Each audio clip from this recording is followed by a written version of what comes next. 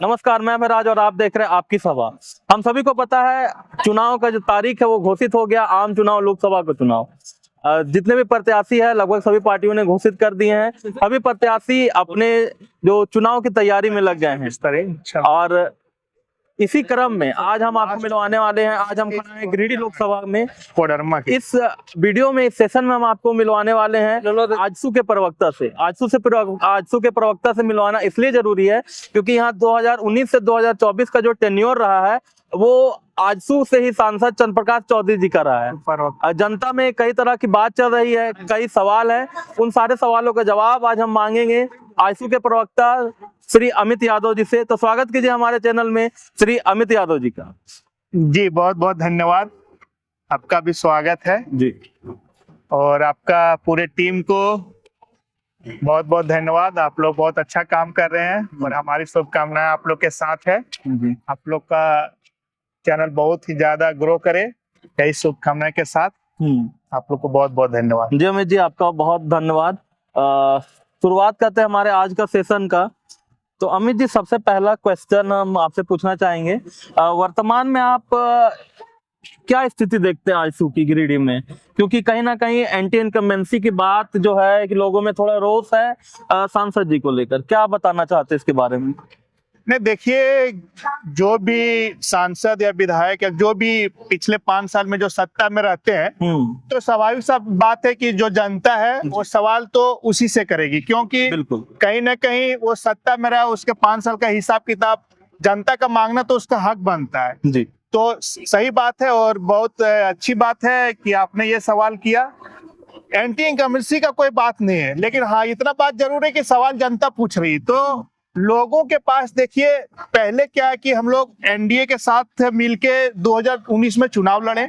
उसके बाद चुनाव के तुरंत बाद कुछ ही दिनों के बाद कोविड का ये आ गया और ये महामारी पूरा विश्व में फैली, जिसके कारण कहीं ना कहीं पूरा देश थोड़ा सा जो उसका विकास का गति था वो रुका। तो उसके बाद हम लोग को जो 3 साल का समय मिला उसमें सांसद जी ने गिरिडीह क्षेत्र के लिए बहुत अच्छे योजनाओं को पारित करने का काम किया है। लेकिन जनता को अभी क्या है कि जो बड़ी बड़ी योजनाएं हैं, आपको हम योजनाएं गिना देते हैं गिरिडीह के लिए जो सांसद जी ने काम किया है। तो सबसे पहली बात यहाँ की जो जाम की समस्या थी उसे बाईपास के रूप में स्वीकृत मिल चुकी है। वो आपको कुछ ही दिन में देखने को मिल जाएगा कि उसका काम भी चालू हो जाएगा, तो समस्या से निजात मिल जाएगा। वो किधर से किधर तक ये थोड़ा विस्तार से बताएं। जी, चतरो से लेके आपका जो रांची रोड जो जोड़ा पहाड़ी का वहां से करते हुए वो आगे निकलते हुए बेंगाबाद तरफ निकल जाएगी वो बाईपास। तो शहर का जो मुख्य ये जो मार्केट है उससे बड़ी बड़ी जो गाड़ियां हैं जिसको बाहर से निकलने का जरूरत रहता है वो निकल जाएगी, तो उससे जाम की समस्या खत्म हो जाएगी। दूसरी बात देखिए, आप स्वास्थ्य के मामले में बात, ये बड़ा मुद्दा इसलिए स्वास्थ्य, क्योंकि कोविड में जो परेशानियां झेली है लोगों ने, कहीं ना कहीं सबसे ज्यादा जो परेशानी हुई आम जनता को हुई। उसके बाद हम भी ये जानना चाहते हैं कि सांसद जी ने कोविड खत्म होने के बाद क्या ऐसा कदम उठाया स्वास्थ्य को लेकर? देखिए, सबसे पहली बात, कोविड के समय मोदी जी के द्वारा पूरे पीएम केयर फंड्स के द्वारा सदर अस्पताल में आप देख सकते हैं कि ऑक्सीजन का ये लगाया हुआ है, ठीक है, वो बचाने के यहाँ के लोगों को ये सेवा देने के लिए। उसके बाद सांसद जी के प्रयास से अभी गिरिडीह शहर में ही एक 100 बेड की एक विशाल जो हॉस्पिटल है वो आपका बस स्टैंड के पास बन रही है, ठीक है। उसके बाद देखिए, आप जो एम्स बना है वो गिरिडीह से ही नजदीक ही बना है, 40 किलोमीटर मात्र यहाँ से है। जी बिल्कुल, इसमें लेकिन एक सवाल पूछना चाहता हूँ। आरोप लगाया जाता है कि वो एम्स गिरिडीह को मिलना था, लेकिन नहीं मिल सका, उतना एक्टिवनेस से चंद्रप्रकाश चौधरी जी ने नहीं दिखाया। इस पर क्या कहना चाहते हैं? देखिए, एम्स का जो मामला था वो आज से नहीं, पहले से था, और एम्स से जो देगर में बना है वो आज नहीं बना है, इसके कार्यकाल में नहीं बना, उससे पहले बना है, ठीक है। उस समय भी सरकार जो है, यहाँ के सांसद जो थे वो भाजपा से ही थे, लेकिन कुछ जमीन विवाद के कारण मतलब यहाँ से वो योजना वहां चली गई थी। वो ये सांसद जी का नहीं है तो उसमें बहुत ज्यादा टिप्पणी नहीं कर सकते हैं। एक सवाल है, जब कोविड खत्म हुआ तो कहीं ना कहीं सबसे बड़ी समस्या जो उभरी हमारे देश में बेरोजगारी को लेकर है, पलायन है। जैसे कि हम जो झारखंड जिस भूमि से हैं, यहाँ पलायन सबसे ज्यादा लोगों ने झेला है। तो इसके बाद क्या व्यवस्था हुई रोजगार को लेकर? जी इसमें देखिए, बताइए। आप एकदम सही सवाल कर रहे हैं। रोजगार के मामले में हम बता देना चाहते हैं कि सांसद जी के द्वारा जो यहाँ का बनियाडी का जो कॉलोनी था उसे चालू करवाया गया। आज उसके आसपास जितने भी गांव के आसपास के लोग जी। हैं उसे कहीं ना कहीं उससे रोजगार से जोड़े हैं, तो कहीं ना कहीं उससे काफी लोग को रोजगार मिला है। आपका ये इलाका जो ज्यादा जहाँ फैक्ट्रियां हैं गिरिडीह में, उससे हम लोग को पार्टी ने संघर्ष करके वहां पे लोकल 75% जो लोकल लोग को काम मिलना चाहिए उस पे काम किए हैं। फैक्ट्री के जो मालिक लोग हैं जो यहाँ पे एक अच्छे जो विकास में अपना रोल निभा रहे हैं, उसके साथ बैठ के यहाँ के लोकल लोगों को रोजगार से जोड़ने के लिए उसे आदि किए हैं और लोगों को रोजगार मिल रही है। पूरी तरह से हम बोल सकते हैं कि कुछ राज्य सरकार के जो दिशाहीन रवैया था उसके कारण पूरी तरह से पलायन नहीं रुक पाया है, क्योंकि राज्य सरकार अगर चाहेगी तो वो ज्यादा मात्रा में रोजगार दे सकती है। केंद्र सरकार क्या है कि वो रोजगार के मामले में पूरा देश को देखते हैं, तो स्टेट का ज्यादा मैटर होता है रोजगार को देने के मामले में। आपने जो बताया जितने भी यहाँ फैक्ट्रियां हैं या लोकल जितने भी बनियाडी कॉलोनी की बात करी आपने, एक पार्टी है जेबी कैसर, जयराम महतो जी की पार्टी है, उनके द्वारा या उनके प्रवक्ताओं के द्वारा हमेशा बोला जाता है कि 75% तो बाहरी लोग हैं यहाँ पे, 25% ही झारखंडी लोग हैं। आपने इसका ठीक उलट बोला, 75% यहाँ के हैं, 25% लोग बाहरी। इस पर क्या कहना चाहते हैं? देखिए, सबसे पहली बात, जेबी कैसेस को ये बोलने का हक ही नहीं है। जेबी कैसेस मौत की राजनीति करते हैं, ये हम पहले बता देना चाहते हैं। वो चाहते हैं कि कोई भी फैक्ट्री में किसी का मौत हो जाए, वहां जाके राजनीति चमकाते हैं। आप समझ लिए, जयराम महतो का काम ही यही है। जहाँ पे किसी कारणवश डेथ हो गया तो वहां जाके राजनीति चमकाएंगे और बोलेंगे कि हम इतना मुआवजा दिलाए। किसी का मौत पे, किसी का परिवार का एक जान चले जाने के बाद आप उस पे अगर राजनीति कर रहे हैं, उसको अपना दिखा रहे हैं कि ये मैंने काम किया है, तो ये दुर्भाग्य की बात है। और जो 75% आप रोजगार की बात कर रहे हैं, उसके लिए सांसद जी ने अपने क्षेत्र के लिए खास करके पूरी तरह से मतलब एक प्रकार सोचिए कि फैक्ट्री मालिकों से बैठ के ये एकदम सख्त हिदायत दिए हैं कि आपको यहाँ पे 75% जो लोकल लोग हैं उसे रोजगार से जोड़ना ही पड़ेगा। जी सर, आपने बात की जो जयराम महतो जी है मौत की राजनीति करते हैं। अगर किसी की मृत्यु हो जाती है मजदूर की फैक्ट्री में किसी कारणवश, तो उसके लिए लड़ना क्या गलत है? क्या उसके मुआवजे के लिए लड़ना गलत? लड़ना बिल्कुल गलत नहीं है जी, लेकिन आप उसको राजनीतिक रूप से दिखा रहे कि हमने मुआवजा दिलाया। क्या ये पहले मुआवजा नहीं मिल रहा था? अगर किसी का भी डेथ होता है, फैक्ट्री मालिक, तो उसका रूल बना हुआ है, उसका कानून बना हुआ है, उसके तहत जितना भी मुआवजा होता है वो मिलता था, उसको वहां रोजगार भी मिलता था। वो आके ये कोई बड़ी काम मतलब अपने से ये लागू नहीं करवा दिए, वो कोई रूल नीति ने बदल दिए, ये आपको समझना पड़ेगा। तो वो कहीं ना कहीं उसके रूप में वो राजनीति कर रहे हैं और दिखा रहे हैं कि हम उसको ये कर रहे हैं। और जाके केवल जाके वहां फोटो खींच के 1 घंटा बैठ के उसके साथ केवल और केवल उसका ये दिखाना रहता है कि हम आपके साथ खड़ा है। लेकिन उसके बाद जब वही फैमिली बाद में जब उसका ये मतलब पूछने तक नहीं जाते हैं कि अब आपका क्या हालत है। अगर बात करें गिरिडीह लोकसभा का, यहाँ से सीधे उम्मीदवार जेबी कैसर से जयराम जी खुद हैं, जेबी कैसर के सुप्रीमो है। क्या लगता है, क्या वो आपके लिए कहीं ना कहीं चुनौती बनते जा रहे हैं आजसू के लिए या नहीं? नहीं, बिल्कुल नहीं। देखिए, यहाँ पे सीधा सीधी लड़ाई ये केंद्र सरकार की जो चुनाव है ये नेशनल मुद्दे पे होती है, और जो मुद्दा जयराम महतो ने उठाया था वो मुद्दा को भी उसने छोड़ दिया है। अब वो कहीं ना कहीं धार्मिक मुद्दे पे उलझ गए हैं, कहीं ना कहीं वो जाति के मुद्दे पे उलझ गए हैं। तो वो उसका जो मुद्दा 1932 का खतियान है, स्थानीय नीति है, नियोजन नीति है, जो भी मुद्दा था उस पे वो रहे नहीं। अगर वो एक मुद्दे पे टिके हुए रहते तो आज उसको किसी का इफ्तार पार्टी में शामिल होने का जरूरत नहीं पड़ता। आप समझिए, वो वोट बैंक एक प्रकार से उसको बनाना चाह रहे हैं।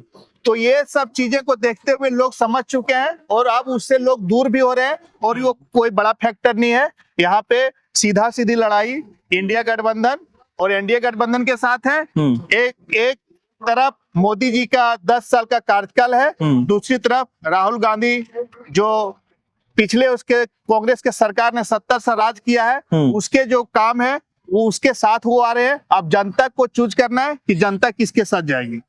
जी, आपने बात कही इफ्तार पार्टी में। हमारा जो देश है वो अलग अलग मजहब और समुदाय का देश है। क्या आपको किसी के जो इफ्तार पार्टी में शामिल होने से इससे क्या प्रॉब्लम है? हमको देखिए, हम भी किसी भी धर्म का हम लोग विरोधी नहीं है और धर्म सबका है, हम भी सब धर्म का सम्मान करते हैं। बिल्कुल। लेकिन बात है कि आप बदलाव की बात किए थे, आपके साथ युवा इसलिए जुड़े थे क्योंकि आपने बोला था कि हम बदलाव करेंगे। जो नेता लोग जो और लोग जो करते वो नहीं करके हम रोजगार की बात करेंगे, हम मुद्दे की बात करेंगे। अगर आपके पास मुद्दा था, आपके पास लोग जुड़े थे, आप युवा लोग जो जुड़े थे वो क्या सोच के जुड़े थे कि आप कैसे रोजगार दीजिएगा, इस पे बात कीजिएगा, कैसे आप 1932 लागू कीजिएगा, इस पे बात कीजिएगा। लेकिन वो छोड़ के आपने धार्मिक मुद्दा को पकड़ा वोट बैंक के लिए। तो दिक्कत इस चीज का है कि आपने अपना मुद्दा को छोड़ के धार्मिक मुद्दा पे क्यों गए। अगर आप धार्मिक मुद्दा पे, आपको धार्मिक मुद्दे पे पॉलिटिक्स करना, राजनीति करना है, तो फिर जो दूसरी पार्टी है वो भी अपना सनातन धर्म के पक्ष में करता है, तो फिर वही बात हुआ। सांप्रदायिक रूप से आप दोनों तरफ से ये कर रहे हैं, बढ़ावा दे रहे हैं आप। आजसू का अगर बात करें तो कहीं ना कहीं आजसू का जो उदय था वो भी स्थानीय नीति को लेकर हुई, स्थानीयता की लड़ाई को लेकर हुई है। क्या अब आजसू का मार्ग थोड़ा भटक गया है? नहीं, स्थानीय नीति, नियोजन नीति 1932 का खतियान अभी भी मुद्दा है, उसके लिए अभी भी हम लोग संघर्ष कर रहे हैं। ऐसा नहीं है, कुछ टेक्निकल इशू था जिसके कारण 1932 लागू नहीं हो पाया। उसके लिए कितना बार कोर्ट में भी गया है, लेकिन वो लागू नहीं हो पाया। तो एक प्रकार से नियोजन के लिए उस समय रघुवर दास की सरकार ने 1985 लागू करके यहाँ के लोगों को रोजगार दिया। ये बात श्योर है कि उस समय रघुवर दास के सरकार में यहाँ पे नौकरी मिला, चाहे वो झारखंड पुलिस का हो, दरोगा का हो, पंचायत सचिवालय का और शिक्षक का हो, अब जितना भी था। लेकिन उसके बाद अब तुरंत देखिए हेमंत सोरेन की यहाँ सरकार बनी, इंडिया अलायंस की। उसने क्या किया, आज तक 5 साल में एक भी एग्जाम को सही ढंग से कंडक्ट नहीं करवा पाए। लेकिन उसका मुद्दा क्या था, उसका भी मुद्दा 1932 था। तो कहीं ना कहीं वो 1932 में उलझा के रोजगार नहीं देना चाहते हैं। और हमारी सरकार जब थी तो जो भी उसमें उस समय के लिए जो सही था वो लागू करके लोगों को रोजगार से जोड़ा। चंद्रप्रकाश चौधरी जी का अब बहुत सारा मीम्स बनने लग गया है। अगर गिरिडीह में हम बात करें, जब आए दिन आप सोशल मीडिया चलाते हैं आपको देखने को मिल जाएगा, मीम्स बनने लग गए हैं। और एक बात चलती है कि सांसद जी 5 साल में कितने बार नजर आए, कितने बार गिरिडीह आए, इसका स्पष्टीकरण आप दीजिए। जी बिल्कुल हम दे रहे हैं, ठीक है। कोविड का 2 साल छोड़ दीजिए, अब 3 साल के बाद हम बता रहे हैं। अभी तक ये जो आप पार्क देख रहे हैं, यहाँ पे कम से कम 3 प्रोग्राम उनका हो चुका है। ये मोहल्ला में आप किसी से पूछ सकते हैं, 2 प्रोग्राम हो चुका है, ठीक है। हर जगह गिरिडीह का शहर में आप झंडा मैदान में देखिएगा तो 5 से 6 बार आए हैं, ठीक है। तो ऐसा बात नहीं आए नहीं, ऐसा नहीं है, आए हैं। वो लोगों से कनेक्ट थोड़ा कम हुए हैं क्योंकि क्षेत्र बहुत बड़ा है। आप लोकसभा का जो देखिएगा तो 6 विधानसभा है। तो ये कोई मुखिया और वार्ड सदस्य और यहाँ का लोकल विधायक का ये नहीं होता है कि वो घर घर तक पहुंच सके। तो ठीक है, ये हम मान सकते हैं कि घर घर तक नहीं पहुंचे, लेकिन शहर के लिए, शहर को जब भी जरूरत पड़ा है वो आए हैं और यहाँ के विकास के लिए काम किए हैं। अभी छोटी छोटी योजनाएं जो सांसद मत से होती है, हम आपको पूरा लिस्ट दिखाएंगे। गिरिडीह शहर में, गिरिडीह के आसपास जो क्षेत्र उसका पड़ता है उसमें 81 योजना उसका चल रहा है। तो आपको सब जगह कहीं ना कहीं सांसद जी का जो शिलापट है वो आपको हर जगह दिख जाएगा। तो ऐसा नहीं कि नहीं आए, लोगों से थोड़ा सा कनेक्टिविटी का दूर रहा है, लेकिन हम लोगों से श्योर करते हैं कि उनके जो भी जनप्रतिनिधि थे या तो हम ही लोग हैं। तो ऐसा नहीं, आज हम लोग भी अगर किसी का सेवा कर पा रहे हैं, हम लोग भी 24 घंटा लोगों के सेवा में लगे रहते हैं, गिरिडीह शहर के लिए लगे रहते हैं। तो कहीं ना कहीं वो सांसद जी अगर हम लोग के हैं तो उसके पीछे, उससे के कारण हम लोग भी लगे हुए रहते हैं। तो ऐसा नहीं बोल सकते या तो हम लोग पे या तो जो भी यहाँ गिरिडीह का सांसद के प्रतिनिधि है उस पे कोई आरोप नहीं लगा सकता है कि लूट घसुट करते हैं या तो किसी प्रकार का, या तो सांसद जी के ऊपर किसी प्रकार का कोई आरोप नहीं लगा सकता है कि वो भ्रष्टाचार में लिप्त है या तो किसी का जमीन ले लिया, तो मतलब किसी प्रकार का उस पर आरोप नहीं लगा सकते हैं। वो विकास पुरुष है, थोड़ा सा बोलते कम है और काम ज्यादा करते हैं। गिरिडीह लोकसभा का परिप्रेक्ष्य में अगर बात करेंगे तो क्या विजन है और क्या काम आपको लगता है कि बाकी रह गया है, जो एक टेन्योर अगर जिसकी तैयारी आप 2024-29 की कर रहे हैं, उसमें अगर आपको जीत मिलती है तो क्या क्या आप और बदलाव गिरिडीह में करना चाहेंगे? देखिए, हमने सर से मांग किया है और सर ने भी मांग उठाया है। यहाँ पे जो आपका मधुबन है वहां पे बहुत जल्द हेलीपैड बनने जा रहा है। जी। ठीक है, वहां से जो बाहर के जो हाँ, जो श्रद्धालु लोग आते हैं उसको सुविधा के लिए, तो उससे क्या होगा कि वहां रोजगार बढ़ेगा जब ज्यादा लोग आएंगे। और गिरिडीह का कुछ कुछ एरिया है जो पर्यटन स्थल के रूप में विकसित हो सकता है। राज्य सरकार के कुछ उदासीन रवैये के कारण केंद्र सरकार से मांग की है सांसद जी के द्वारा, अगर वो होती है तो हम लोग ये काम जरूर करवाएंगे। तीसरी काम है मेडिकल कॉलेज यहाँ जो खुलने जा रही है वो 2029 तक वो किसी भी हालत में उसको क्लियर करवाना है। यूनिवर्सिटी बनने जा रही है और बाईपास का तो बात हम कर चुके हैं। आगे स्वास्थ्य के मामले में, हॉस्पिटल के मामले में हम लोग इससे भी जो अभी 100 बेड का है उससे ज्यादा से ज्यादा बेड का करवाने का हम लोग प्रयास करेंगे। गिरिडीह लोकसभा को लेकर अगर बात करें, युवा को लेकर हम युवा के बारे में बात करते हैं, तो अगर पलायन कम करना हो या रोजगार बढ़ाना हो, इस पर क्या विजन आपको लगता है? आप एक युवा के तौर पर बताइए कि क्या होना चाहिए जिससे स्थिति थोड़ी समान हो जाए, नियंत्रित हो जाए।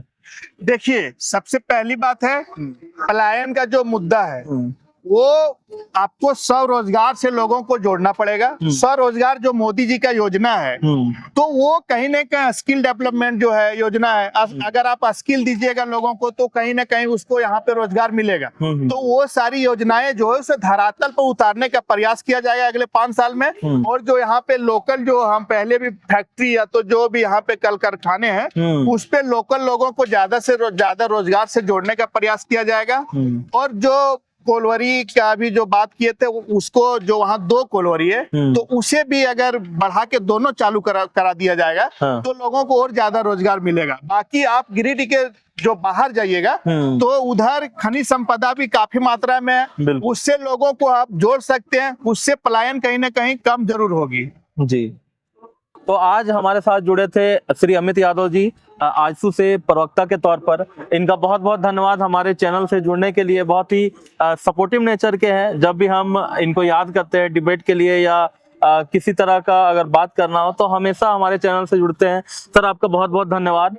और आगे जो चुनाव होने वाला है उसके लिए हमारी पूरी टीम की तरफ से आजसू पार्टी को बहुत बहुत शुभकामनाएं और बहुत बहुत ऑल द बेस्ट बोले। जी, आपका भी बहुत बहुत धन्यवाद, आपकी पूरी टीम को बहुत बहुत धन्यवाद। तो मिलते हैं हम नेक्स्ट वीडियो में। अमित जी, एक साथ हम बोलेंगे जोहार झारखंड। जोहार जोहार झारखंड। जोहार झारखंड।